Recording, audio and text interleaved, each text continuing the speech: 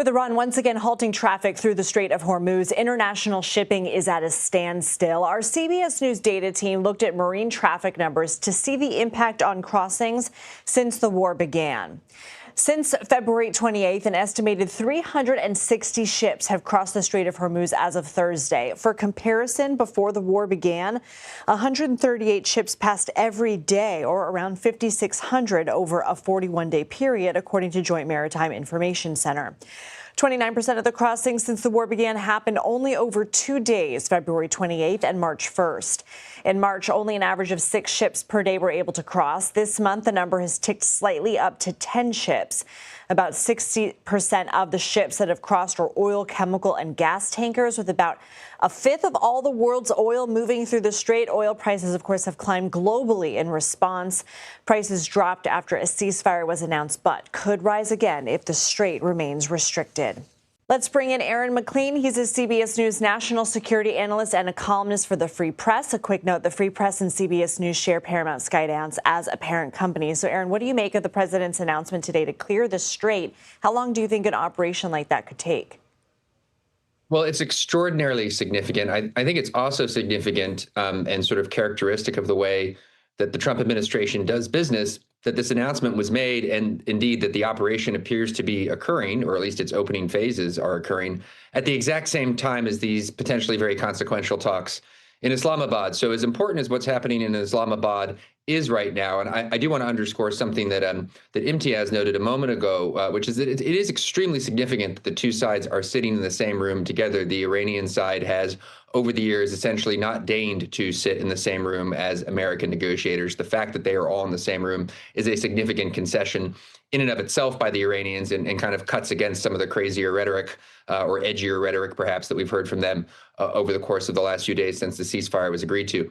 A long-term operation to clear the strait, to answer your question directly, Lindsay, could take some time. And what you saw today was what appears to be a so-called freedom of navigation exercise, where American warships sailed through the strait essentially to show that they could, to show that the waters were navigable, and to show, or to test really whether or not they were going to get shot at.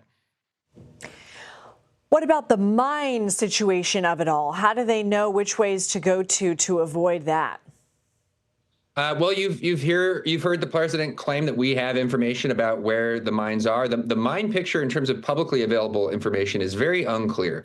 It's not clear how many mines there are in the water. It's certainly not public where they are. The Iranians seem to suggest by means of graphics that they've put out that they are in the vicinity of the typical shipping lanes. Just to remind everyone how the Strait of Hormuz actually functions, there's a main international shipping lane that runs through the middle of the strait. And what the Iranians have been doing in the last few days is saying, sure, the strait's open. You just essentially have to get our permission and sail through this northern lane that runs along the Iranian coast. So it's not entirely clear where the mines are. The fact that we are sailing our ships through the water indicates that we have some degree of confidence that our ships are either able to detect them or are not going to run into them one way or the other. But again, I think the other massively significant thing about this operation, sort of suspenseful thing when you think about it, is would these ships get shot at by the Iranians? It was certainly not a given that they would not be. I've not seen any reports that there's been combat in the strait today. And the fact that there hasn't been is itself a kind of major concession from the Iranians.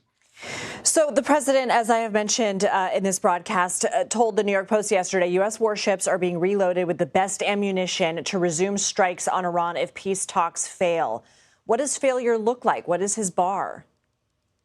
Well, the two sides are extremely far apart. The president's been pretty consistent on 2 points in recent days. One, he's not really budged on his demands on the nuclear issue. Iran must not be allowed to have enrichment. He's spoken numerous times about the removal of the highly enriched uranium in Iran through some sort of diplomatic process. If that's what the American side is saying inside the room, we don't know for sure. I want to emphasize that. I just want to say what's been publicly communicated.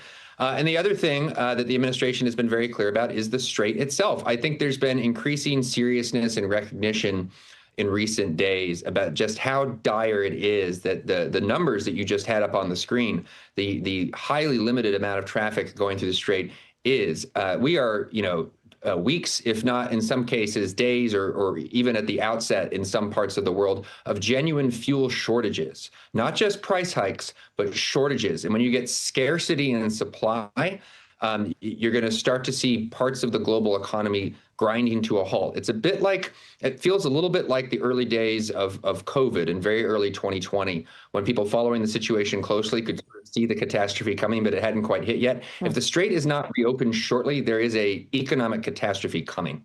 Wow. Aaron MacLean, thank you.